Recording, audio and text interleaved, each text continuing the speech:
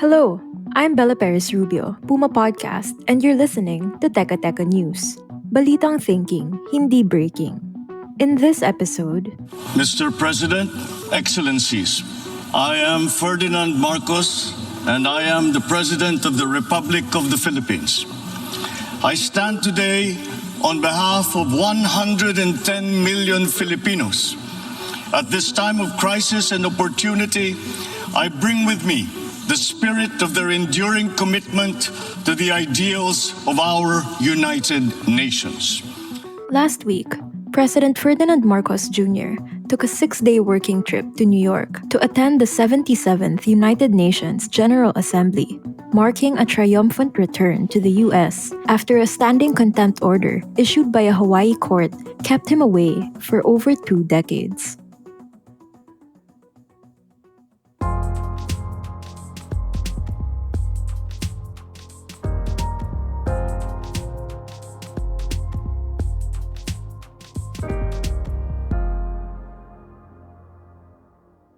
Whether by design or by coincidence, the trip conveniently kept Marcos away from the Philippines as the country commemorated the 50th anniversary of his father's martial law declaration. But even in New York, remnants of his parents' corruption and extravagance were unavoidable. Accompanied by an entourage that included his son, neophyte lawmaker Sandro Marcos, and his cousin, House Speaker Martin Romualdez, Marcos stayed at the luxurious Carlyle Hotel in New York's Upper East Side. This immediately caught the eye of Ruben Carranza, a former commissioner of the Presidential Commission on Good Government, the agency tasked with retrieving the Marcos family's ill-gotten wealth. The Upper East Side is the fanciest part of Manhattan, which is the fanciest part of New York City, which is the fanciest part of New York State. So if you're staying in a hotel in the Upper East Side, then that's already expensive in itself. A quick look at the Carlyle Hotel's website shows that its most basic rooms cost upward of $1,000.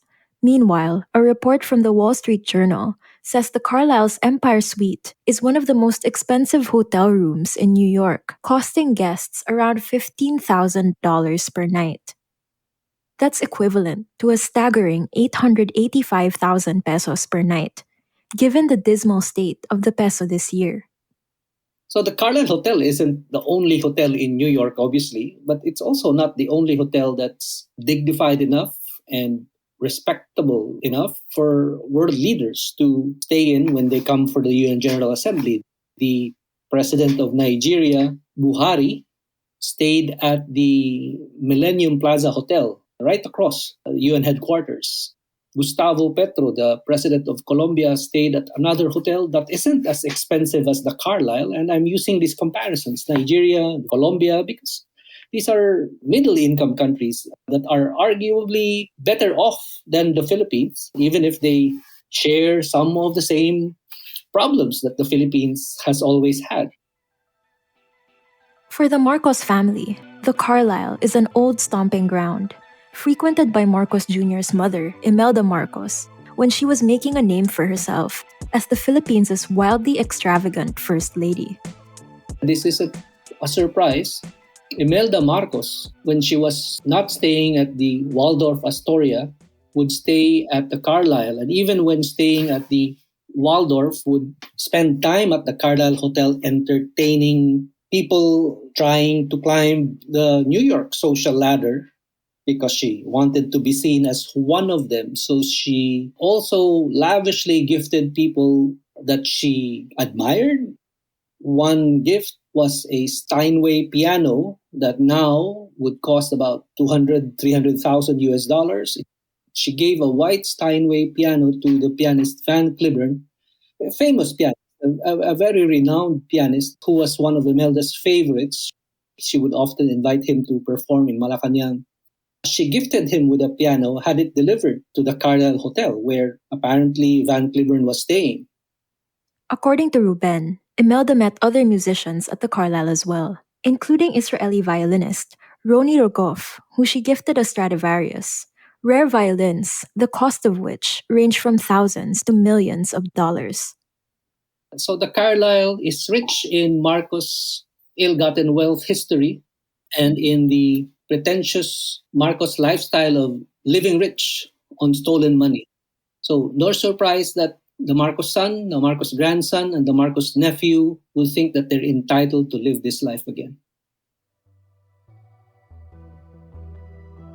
We'll pause for a quick break, but when we return, we talk about what Marcos said at the UN.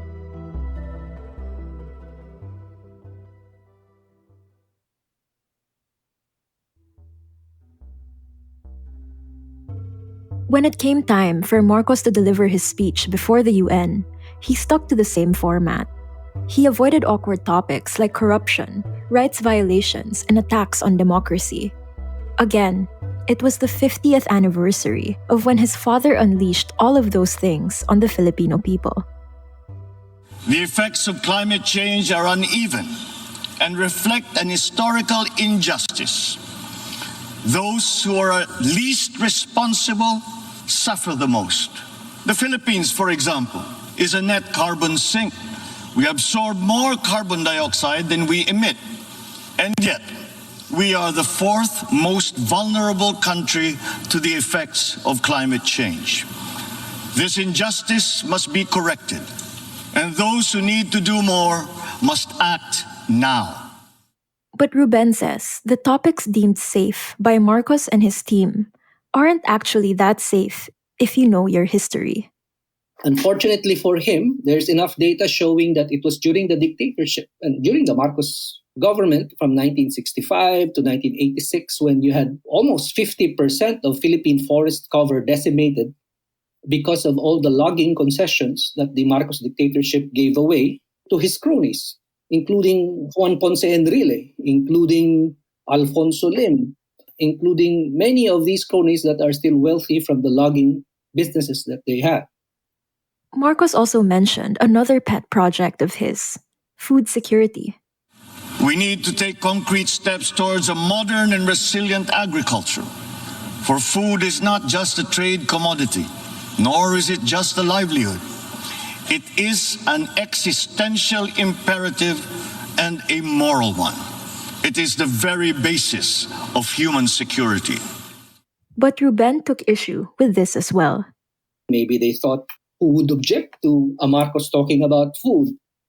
Maybe the Sandigan Bayan would, because the Sandigan Bayan has a final order directed to Imelda Marcos, ordering her to pay back, if I'm not mistaken, 12 million pesos that Imelda Marcos stole from the National Food Authority during the dictatorship.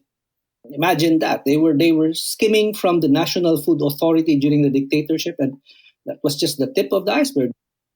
Even when it came to energy, one of the few concrete platforms presented by Marcos Jr. when he was running for higher office, Ruben noted the great irony of a Marcos taking up that mantle. Unfortunately for him, there's a final Supreme Court decision ordering his family, the family of Herminio Dicini, his cousin. Herminio Dicini was the cousin-in-law of Imelda Marcos, ordering the Dicini family to pay back 1 billion pesos in bribes that they received for the building of the Bataan nuclear power plant.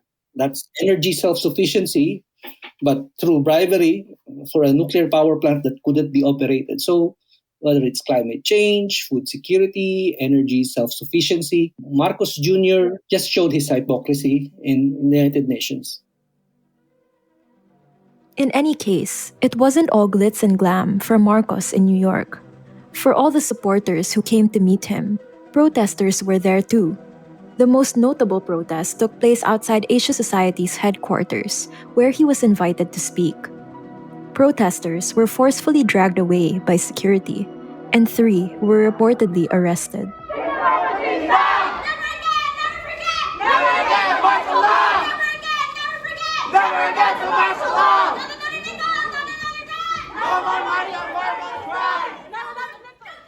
Asia Society was clearly conscious that it was giving a platform for disinformation to Marcos Jr. and giving it in order to amplify Chinese positions, or at least positions that the Philippines president would take that wouldn't harm China. Another thing Marcos failed to mention in his UN speech, our arbitral win against China's sweeping claims over the South China Sea. Here's what he said about it at the Asia Society headquarters. We have no territorial conflict with China. What we have are China claiming territory that belongs to the Philippines. Several media outlets picked up that line word for word, running headlines that disappointed those who thought Marcos would do a better job of defending Philippine sovereignty than his predecessor. Other gaffes included Press Secretary Trixie Cruz Angeles claiming that Marcos was the only world leader US President Joe Biden spoke to on the sidelines of the UNGA. Materials released by the White House showed that Biden spoke to several other heads of state. The president's mouthpiece later apologized for the remark. According to Ruben, who has also served as Assistant Secretary of National Defense, meeting with Biden was critical for Marcos on many levels.